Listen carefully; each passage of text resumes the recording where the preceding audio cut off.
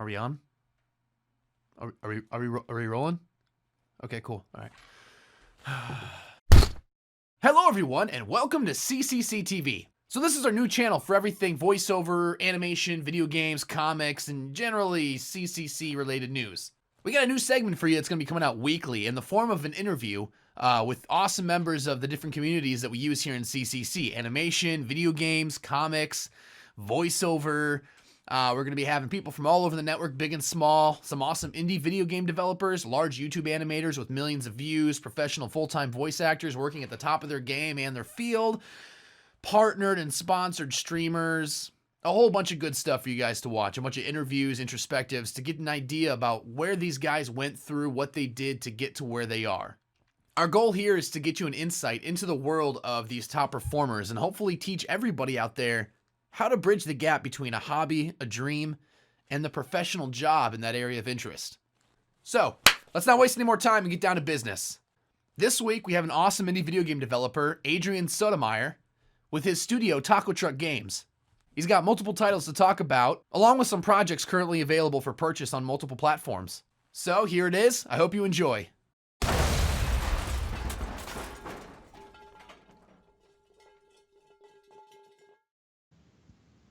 Hi, I'm Adrian Sotomayor. I founded Taco Truck Games. I work in Seattle at the Indies Workshop. It's a co-working space for other indie game developers.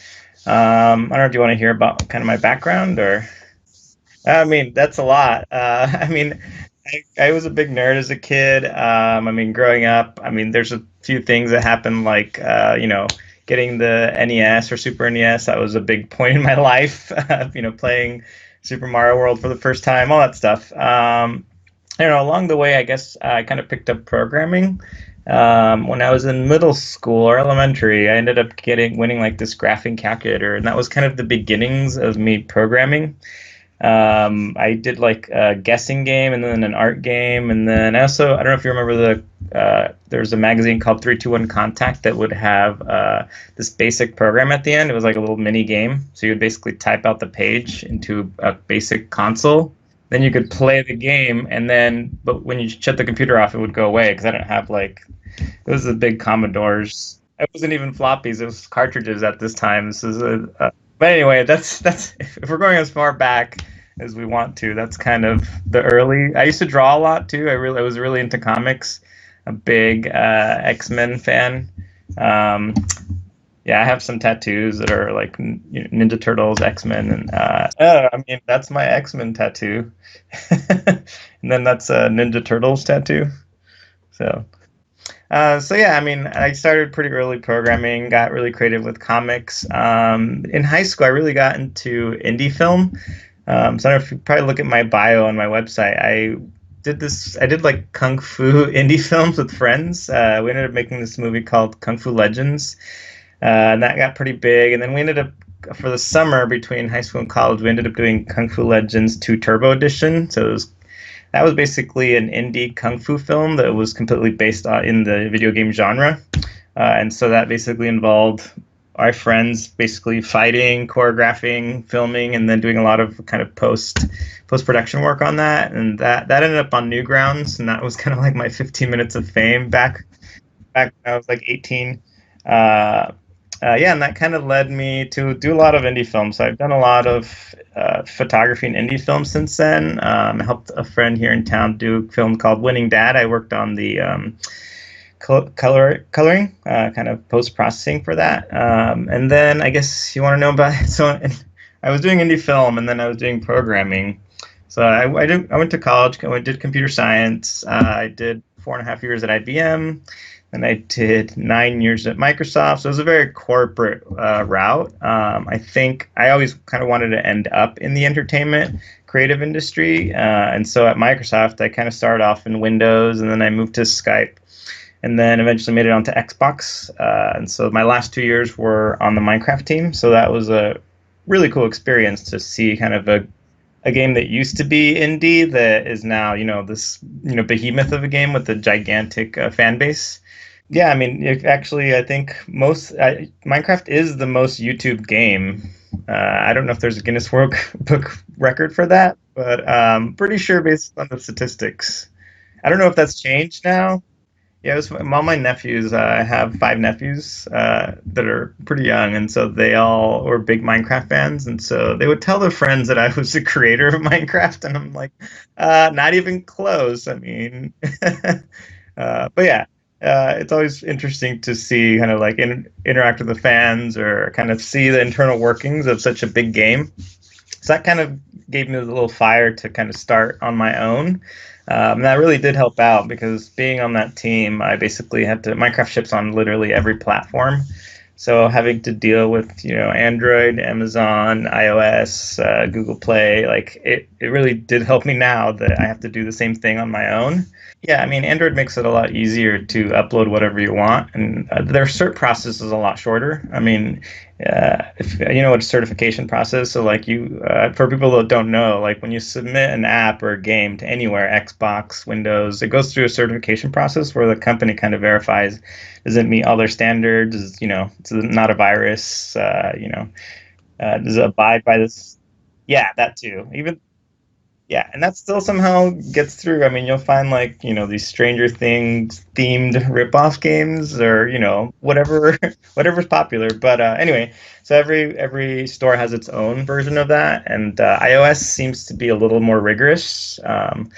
Like their process is a lot longer, right? It could take sometimes 3 days or longer, and they'll go back and say it'll be a lot more rigorous than like Android. You can literally just put it up there, and it's approved pretty fast. So. Well, they completely dominate the mobile market, so getting your game on iOS is kind of the goal. And yeah, I mean, although right now Android's doing fairly well. I mean, they're running into a lot of the problems that Windows Phone had with fragmentation, where there's too many versions of Android. So as a developer, it makes it very hard to test your game because you create your game to some version of Android, and then you hope that you get enough people. Um, but so whereas Apple, it's like very limited, right? They only come out with it's all their hardware, so it's a lot easier to test on that. But there's even Chinese versions of Android that run on Chinese phones, and so that's even more heavily fragmented. So, like, you get a crash on some random phone that you've never even heard of, or like, how do you even reproduce that, or how do you even fix that issue? I don't know. But anyway, I started Taco Truck Games in September of last year, so 2016. Is that right? Yeah.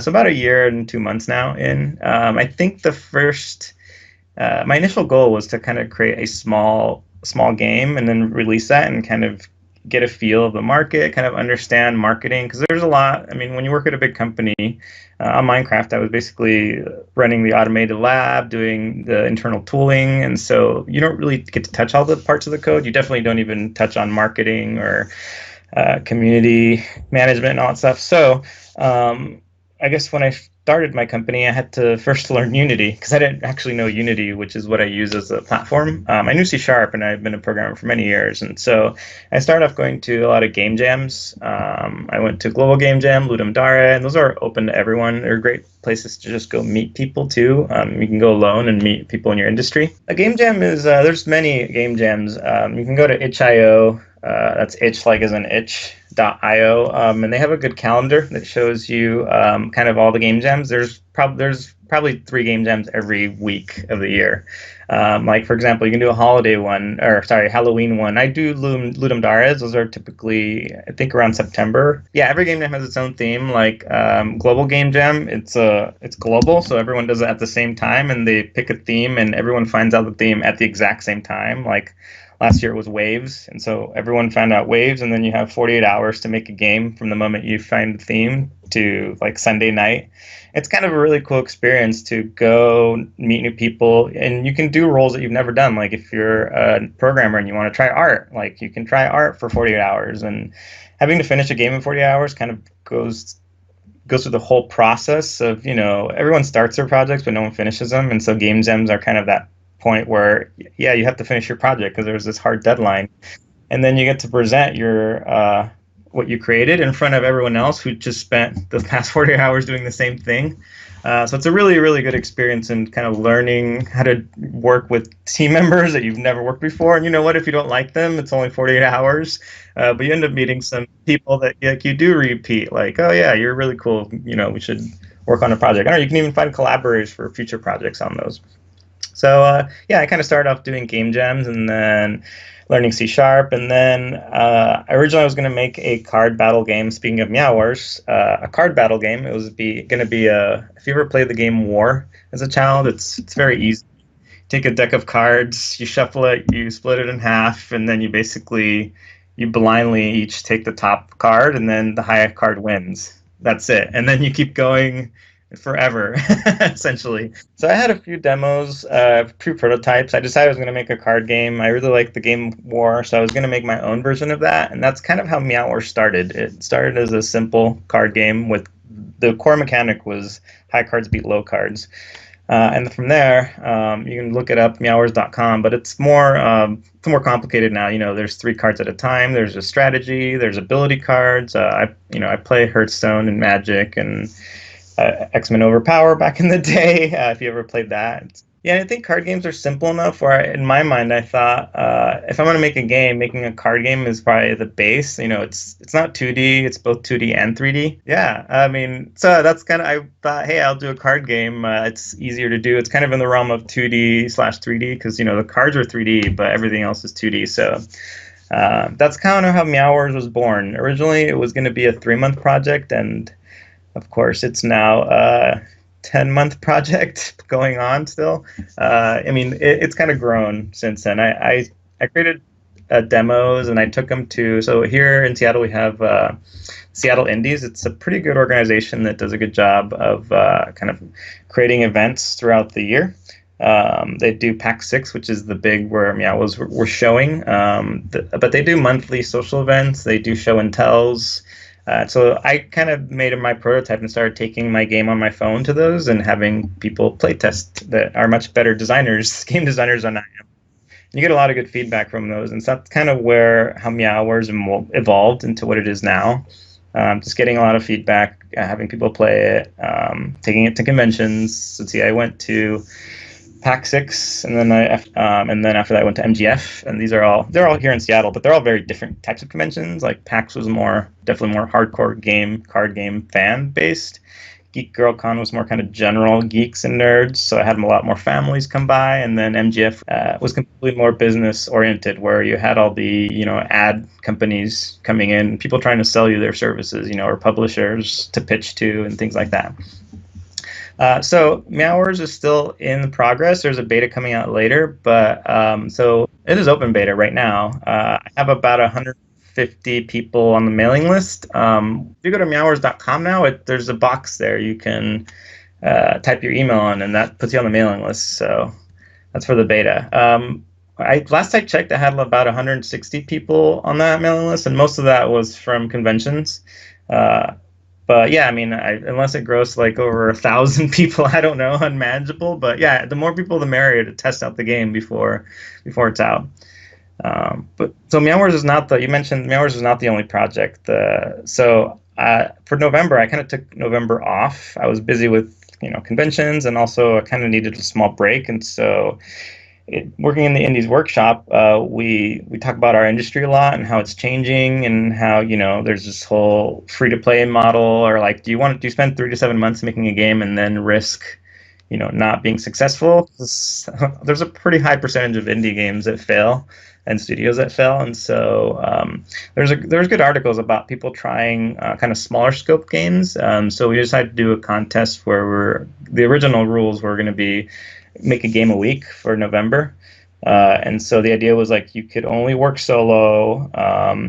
You couldn't hire anyone to do anything else. You could still use like assets from asset stores, and you could buy like music and things like that. But the idea was you were all going to make it in a week, publish it on Steam, sell it for 99 cents, and kind of just track that and share our experience. So I mean, I ended up creating. I just did one game. I started a few others, but so the game that I finished and published, I spent about 2 weeks on. It's called Stop Santa Tower Defense.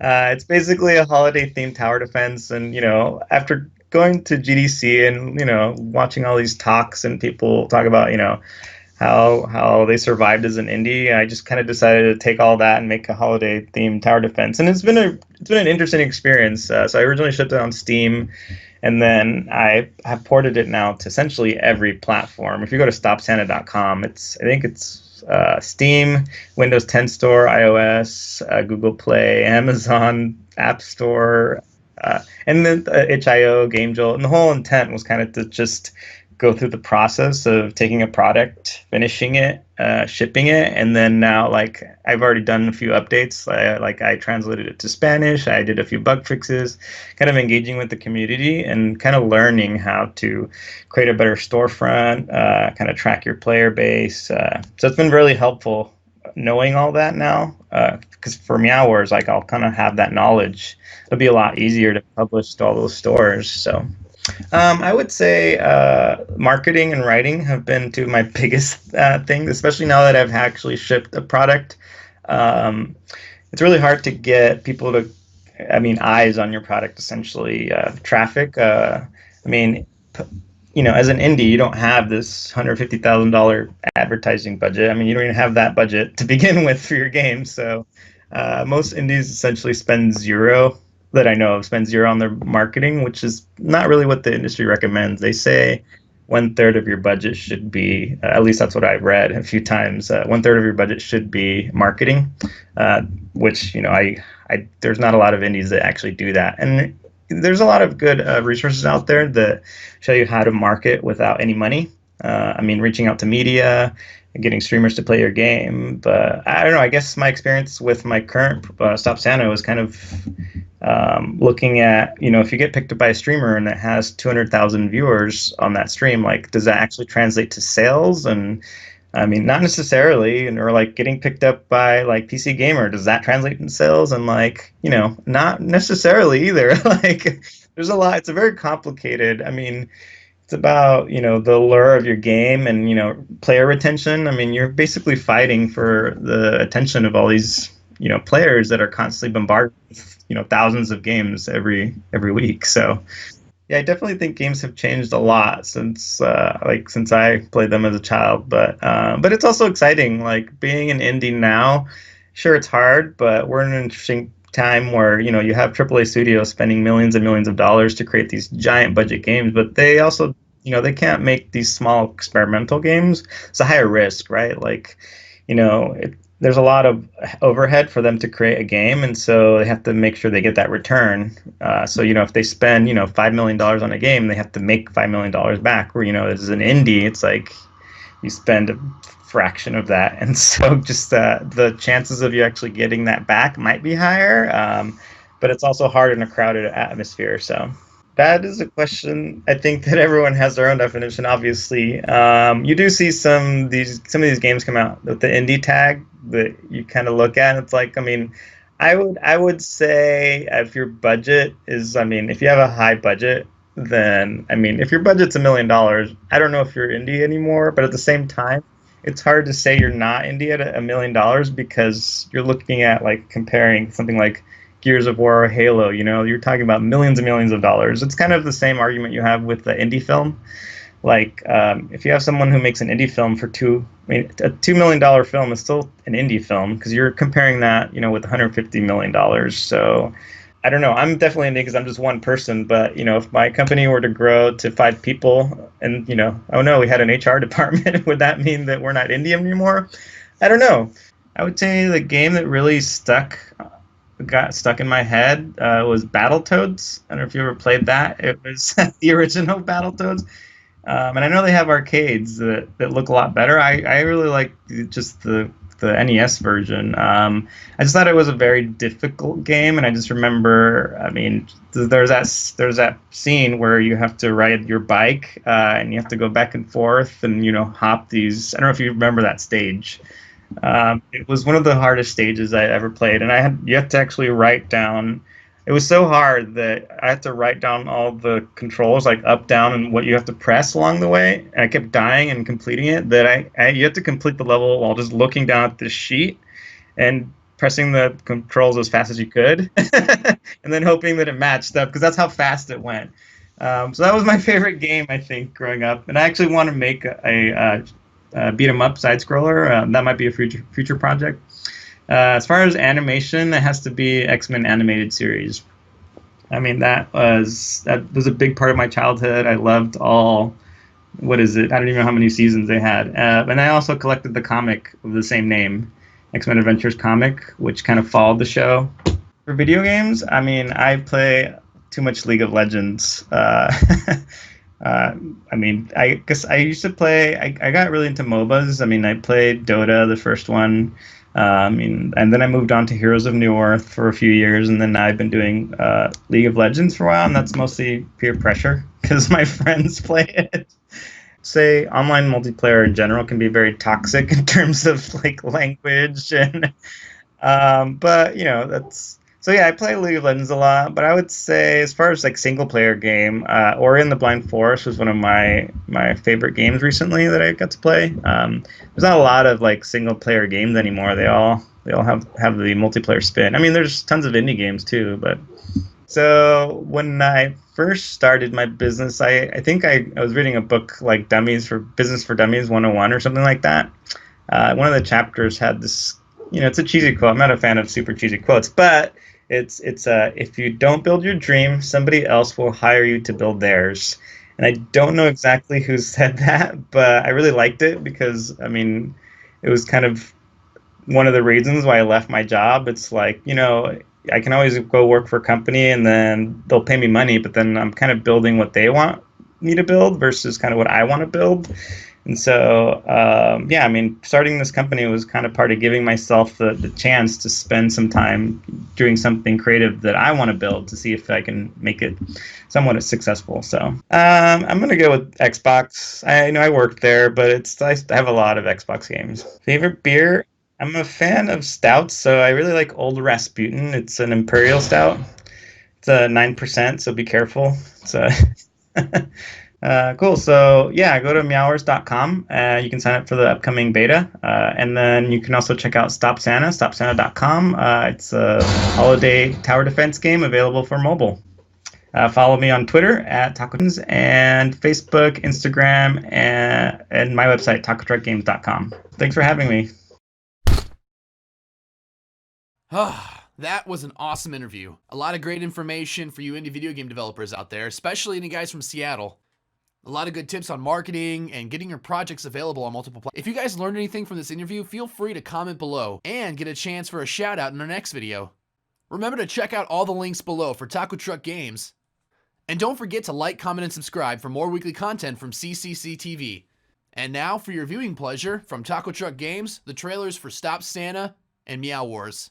Enjoy, everyone. And don't forget to cast a wide net with CCC.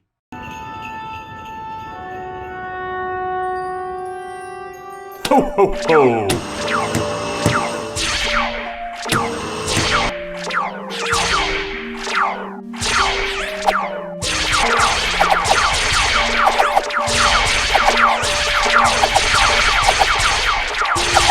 Ho, ho, ho!